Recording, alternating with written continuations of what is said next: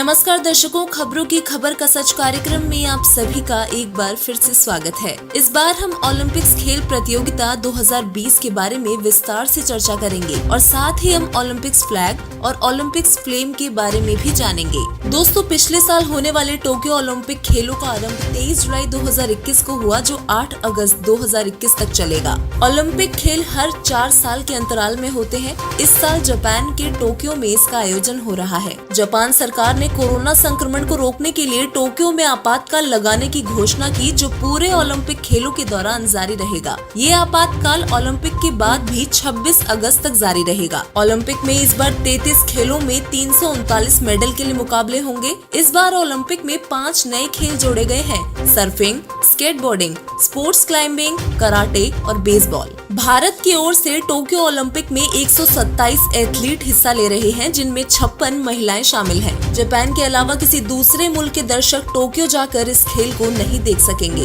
अब तक कुल 31 बार ओलंपिक खेलों का आयोजन किया जा चुका है। जापान पहले भी 3 बार ओलंपिक का आयोजन कर चुका है, सन 1964, 1972 और 1988 में। टोक्यो में होने वाले ओलंपिक खेलों के शुभंकर को मिराई टोबा और सोमेती नाम दिया गया है।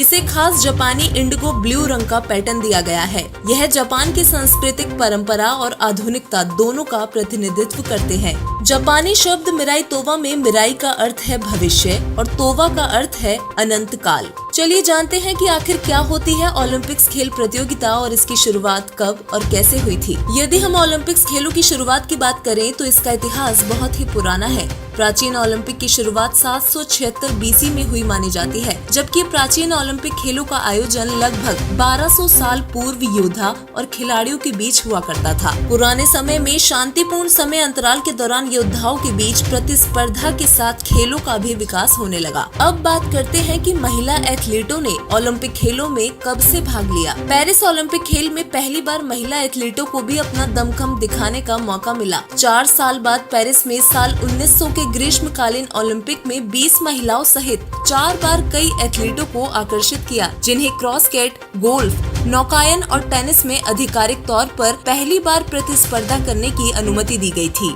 हेलसिंकी में 4 महिलाओं के साथ 60 पुरुषों की टीम ओलंपिक में ली गई थी। 4 महिलाओं में से एक ट्रैक, एक फील्ड एथलीट नीलिमा घोष ने ओलंपिक में भाग लेने वाली पहली भारतीय महिला बनकर इतिहास रच दिया। कर्णम मल्लेश्वरी भारत की महिला वेट लिफ्टर है। वो ओलंपिक खेलों में कांस्य पदक जीतने वाली प्रथम महिला खिलाड़ी है। चलिए जानते हैं कि ओलंपिक खेलों का चिन्ह क्या दर्शाता है। ये आपस में जुड़े 5 छल्ले हैं, जो कि 5 प्रमुख महाद्वीपों एशिया, अमेरिका, ऑस्ट्रेलिया, यूरोप और अफ्रीका को दर्शाते हैं। इन छल्लों को पियरे डी कुबर्तिन ने डिजाइन किया था, जिन्हें आधुनिक ओलंपिक गेम्स का सह संस्थापक माना जाता है। आइए जानते हैं कि इस बार कैसे बनाए गए हैं टोक्यो ओलंपिक के पदक। ओलंपिक खेलों में 3 प्रकार के पदक दिए जाते हैं। पहला है स्वर्ण पदक, दूसरा रजत पदक, तीसरा कांस्य पदक, जिसे हम आम भाषा में गोल्ड, सिल्वर और ब्रॉन्ज मेडल के नाम से जानते हैं। टोक्यो ओलंपिक में खिलाड़ियों को दिए जाने वाले पदक पुराने इलेक्ट्रॉनिक सामानों और फोन से बनाए गए हैं। इसके लिए आयोजकों ने फरवरी 2017 में जापान के लोगों से इलेक्ट्रॉनिक सामानों और फोन दान करने की अपील की थी। पदक के पीछे के हिस्से में टोक्यो ओलंपिक का लोगो लगा है। आगे स्टेडियम की तस्वीर के सामने विजय का प्रतीक माने जाने वाली ग्रीक देवी नाइक को दर्शाया गया है। दरअसल मेडल जीतने वाले देशों में भारत सबसे पीछे है। पूरे विश्व में सबसे अधिक ओलंपिक मेडल हासिल करने वाली सूची में अमेरिका, यूके,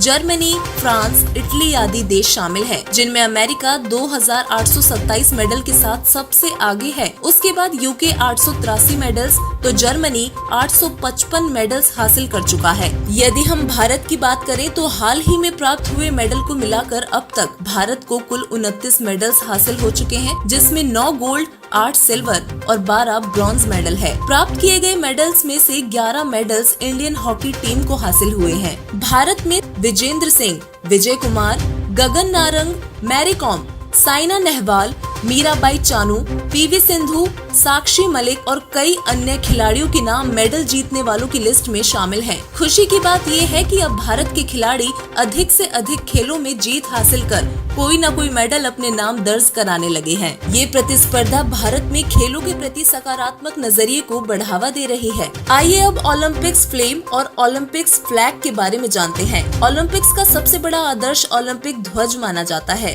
सिल्क के बने ध्वज के मध्य में ओलंपिक का प्रतीक चिन्ह 5 छल्ले हैं। पियरे डी कोबर्तिन नामक एक शख्स के सुझाव पर 1913 में ओलंपिक ध्वज का सृजन किया गया था। 1914 में पेरिस में इसके उद्घाटन के बाद सर्वप्रथम इसे सन 1920 के ओलंपिक में फहराया गया था। तब से लेकर अब तक हर ओलंपिक्स टूर्नामेंट में इसे फहराया जाता है। इस ध्वज को 5 महाद्वीपों के प्रतिनिधित्व करने के साथ ही निष्पक्ष एवं मुक्त स्पर्धा का प्रतीक ही माना जाता है। और अब बात करते हैं आध्यात्मिक दृष्टिकोण की। दोस्तों, खेलों में अपना करियर बनाने के लिए खिलाड़ी बचपन से ही फोकस्ड हो जाते हैं और मेडल जीतने के लिए जी जान लगे रहते हैं, बिना ये समझे और जाने कि मनुष्य जीवन का अहम उद्देश्य खेल में पदक हासिल करने से कहीं ऊंचा और आवश्यक है। मृत्यु के उपरांत ना तो कोई पुरस्कार साथ ले जाया जा सकता है और ना ही कोई मेडल। जो मनुष्य मानव जीवन के उद्देश्य को ना समझकर अन्य कामों में उलझकर अपना जीवन नष्ट कर जाते हैं, वो मृत्यु के बाद बहुत पछताते हैं, क्योंकि फिर उन्हें कुत्ता, गधा, सुअर आदि के जन्म लेकर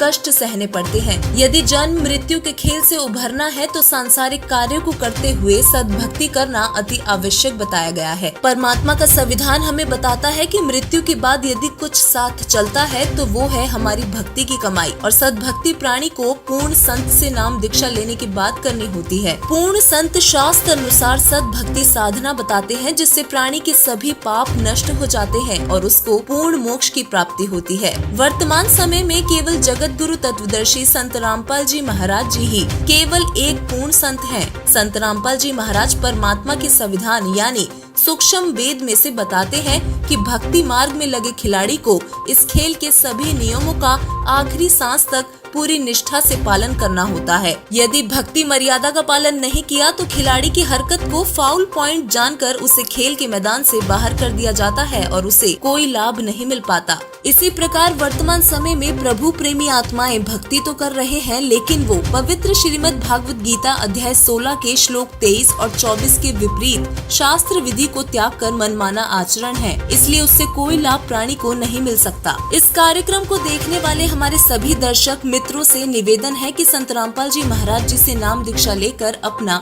कल्याण करवाएं। धन्यवाद।